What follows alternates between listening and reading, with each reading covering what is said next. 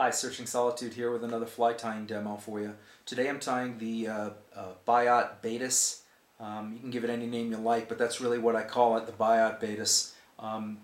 Materials are fairly simple. I'd say it's probably a 5 on a scale of 1 to 10 in terms of how difficult to tie. It's not a whole lot to it.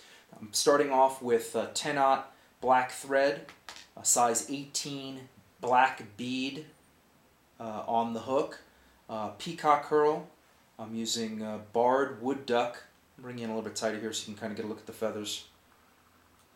This came off of a duck I shot a number of years ago that just keeps giving me plenty of feathers to tie with. Love this barred wood duck because it's just so natural looking and the fibers are delicate and really fine. You can do some fun stuff with it.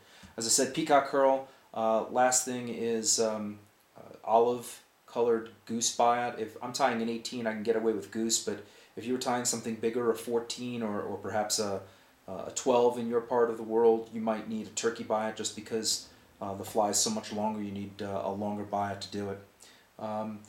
So let's see. I'm going to start with that bead in the hook, and I'm going to get my thread started right behind the bead here, tied on, and build up a little bit of a bulk right behind the bead. That hopefully will keep the bead from bouncing around and interfering with what I'm tying. I'll let that thread hang, scissors in hand. Let me bring in a little bit tighter here so you can see how we do this one. I'm going to wrap this black thread all the way back to the bend of the hook.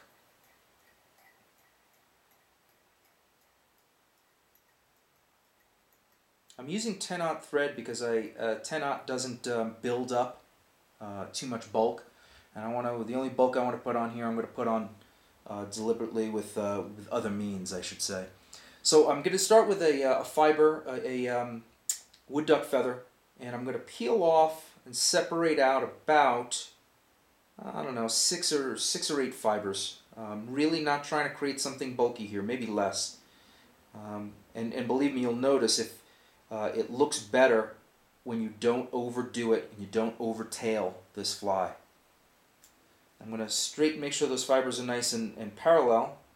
I snipped them away off of the feather, and I'm going to measure them for about 1.5 hook gapes long, and that's how much I'm going to extend past the bend of the hook.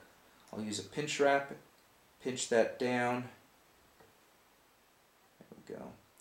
Make sure those tail fibers flare like I want them to. And then I'm going to spiral wrap all the way up to the bead, pull the feathers down, and tie them down right there at the bead. Now I can snip away, and what it's going to do is going to give me a very even fly from head to tail. Now I'm spiral wrapping backwards towards the bend, almost to the initial tie-in point, and here I'm going to reach for a olive Goose Biot. I simply just peel that off of the stem of the Biot. Now you notice the Biot is not the same on both sides. You almost notice there's a bit of a notch on the left versus if I turn it over, now the notch is on the front side. I want to tie this so that the notch is facing the tail. So in other words, when I'm looking at the one single Biot, the notch is facing my left. And I'm going to tie that on, and if your Biots are not brittle, I had one break earlier, you'll be okay. You tie that on with the notch. Now the notch is kind of facing down, and I'm going to wrap and tie that tip of the Biot on and work my thread all the way up to the bead. The reason I tie that notch is because as I lift the Biot and begin to wrap, suddenly the notch is facing forward, and that's what I want. Because when the notch is facing forward, as I wrap it, it deploys a kind of a fuzzy rib to make up my body of this nymph. And you'll find a lot of Mayfly nymphs, which this is, have gills on the segments or between the segments of their body, and so this sort of mimics those gills. Now tie that Biot down. It started to split on me. I want you to see that there. It's starting to split on me. Not a big deal. I can just fix that by using a little bit of thread. I'm going to work the thread backwards so that I create for myself enough room for a thorax. I want to leave that front third, at least, to be the thorax of this fly. Now I'm reaching for that single strand of silver tinsel, kind of the same stuff you'd find maybe on your Christmas tree, I suppose. They sell it in hanks at the fly shop. And I'm doubling it over. I'm basically taking the two ends and marrying them together as best I can, as close as I can, and then, to make sure it's even, snip it across with a scissor. So when I know that the two ends of tinsel are, give me a minute, make sure it cooperates. When I know they're even, I can bring it to the top of the fly, to the back of the fly, and cinch it down on top. Now I'll just advance the thread, make sure I've got a nice even body, come back to that tie-in point. I like the way the proportions are looking here. When I bring that forward, you better look there with the light. Bring it forward, it'll work nicely, I think. There we go. Next, I'm going to grab a single strand of Peacock Herl. When you're starting at the beginning of that strand, the tips could often be brittle and snap off. But the further down the Peacock Herl, I've tied 3 flies with this single strand already. The further down the Peacock Herl you go, you tend to get a little bit tougher or more durable stem on the Herl. And I'm just simply going to wrap this forward. I may get 4 wraps, maybe 5 wraps, but I'm building a thorax, and nothing shimmers like Peacock Herl. I'm just going to wrap that forward till it gets me to my bead. Let the fly tell you how many wraps it needs. Bring it straight forward and tie it down with 2 wraps. Now, I can just simply break off the Peacock Herl where I'm at. Now I'm going to go back to my wood duck, and I'm going to look for another piece, and let's see if I can demonstrate what I've done or what I'm about to do. If you look at a piece of a single feather, let me pan back just a bit. If you look down the stem, down the center, if you could separate it out, what you want to do next, there it is right there, I can cut away, see if I can show that to you better. There. If I cut away that triangle, it'll leave me with the legs and something that looks like this. So now I can do, with the shiny side up, I can take those legs, there's a big V, the center stem, cut out of the middle of that wood duck. I can stroke those fibers kind of together, and they'll naturally create a gap for you. Now I can simply straddle the fly so that that same number of leg fibers are on each side, and I'm deliberately tying on long.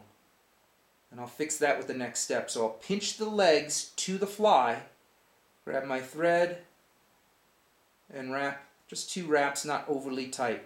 Now I can come back and very carefully grabbing the feather and just gently pulling in upward motion, pull that feather forward till the legs reach the length that you're comfortable with.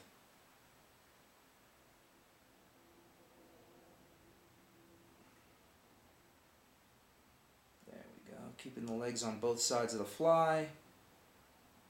I like to bring them in generally till about middle of the body. There we go, that'll work for me. Now I can put a nice tight wrap of thread down, come back to that feather and snip it away as close as you can get to that bead there. Almost done. Now I take my looped tinsel, the 2 strands, pull it over the back, and there's no sense in having one strand of tinsel on top of the other. I want them side by side to add a little bit more width to the back, to the shell back, add a little more shine to the fly when it's underwater.